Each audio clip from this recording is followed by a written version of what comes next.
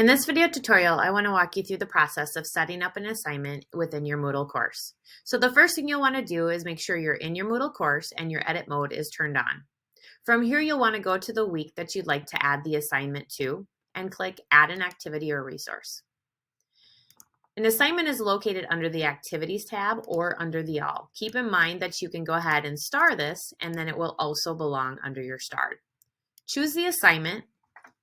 And the first thing you want to do is give this a name. And a little best practice is to name this whatever it is on your syllabus. A description. This is a description of what this assignment is going to be about. So if you have expectations that it needs to be a PDF file, 400 characters, whatever your expectations are, you can definitely add this to the description. And then down here, you can display that description on the main course page. From here, also you have some instructions. So this is when your students click on it, they will have instructions on what they need to do. So this is also a great place to put in 400 characters, PDF, but instead of it being a description, it's activity instructions. This is new to Moodle 4.0. Here you can add in additional files. So this could be a template that you want them to fill out. Maybe it's a study guide that they're going to use as a reference as they're doing their assignment. It can be all sorts of different things, and you can drag your files right into here. You also have an option here to only show these files when they're submitting their assignment. So they can't look at it before they're submitting their assignment. Down below is your availability. So allow submissions from, this is when it opens. So again, this option here, only show files during submission, would then display on this particular date. You can enable it here and choose your date and time. So this is your date, this is your time. Due date, this is when the assignment is due. You also have a cutoff date. So even though it's due on the 18th, I could also enable a cutoff date to being on the 20th and dock students certain points based on a late submission. So you can enable that or not disable, or you can enable that or disable that right over here on the right. Right here, you have an option to remind me to grade at a particular date and time. And again, you can enable it or disable it over here. Something new to Moodle 4.0 is something called a time limit. So if you want to enable this, as soon as they're actually submitting their assignment, this is a time limit. They only have 30 minutes. They have 20 minutes. You can also do weeks, days, hours, seconds, etc. So you can set a time limit on this assignment. So this time limit, they can start submitting it on this date. When they come in, they have this many minutes. If they come in on the 18th, 5 minutes before the due date, they can still have this amount of time to complete this assignment. Submission types. So whether you're doing an online text where your students are going to be texting in the actual box, typing in the text inside that box, or you can do a file submission. Maximum number of files to upload. This you can choose whatever number you want. We put 20 as the default. You can make it 1. That means that they can submit 1 file. If they want to delete that 1 file, they can delete it and re-upload a new file.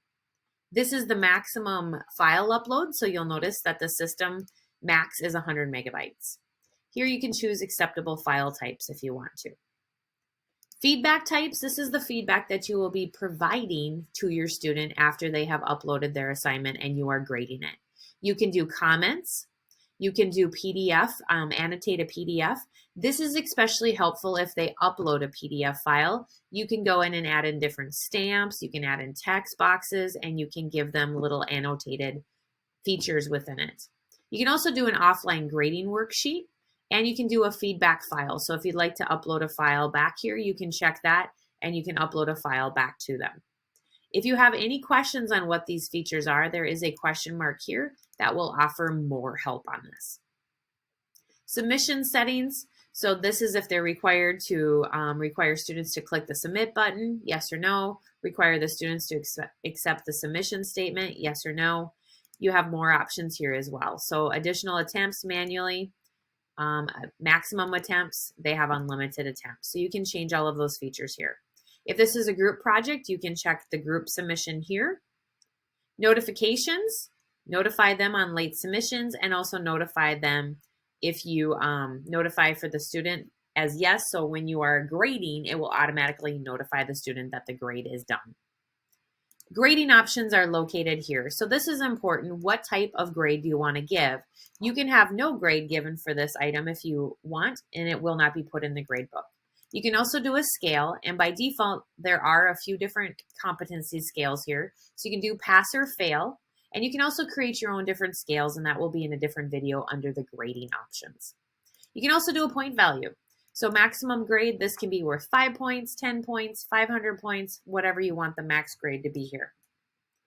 Grading method, whether you're going to use a rubric or just simple grade. And if you already have your gradebook set up, you can actually throw this into a particular category. Keep in mind you can do this later on, and that will be under the grade videos.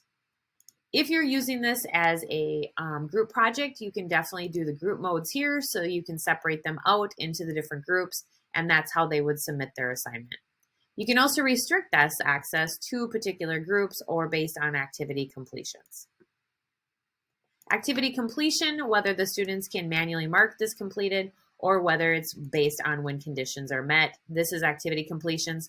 These are nice to be able to, they can't do the next option within your Moodle course until they complete this particular option. At this point, if you want to send a notification to your students that this assignment has been uploaded, this is especially nice when the semester is up and active. You can check this. Your students will be notified that there is a new assignment within their Moodle course. At this point, you can go ahead and save and return to course. You will notice this assignment is listed here under the particular week that you added it, when it's opened, when it's due, and it has a little to do here. You can view it and you can make a submission. So if you want to view it, the students, when you're not in edit mode, if they just want to view it, they click this, they can view it, or they can go ahead and actually submit their file. What's really nice about this too is if you have a block based on a calendar item, it'll be listed as an assignment under the calendar and also on the student's homepage. When they come into the dashboard is actually the homepage within Moodle, they will see under the timeline that they have this Incredibles assignment due on Thursday, October 18th.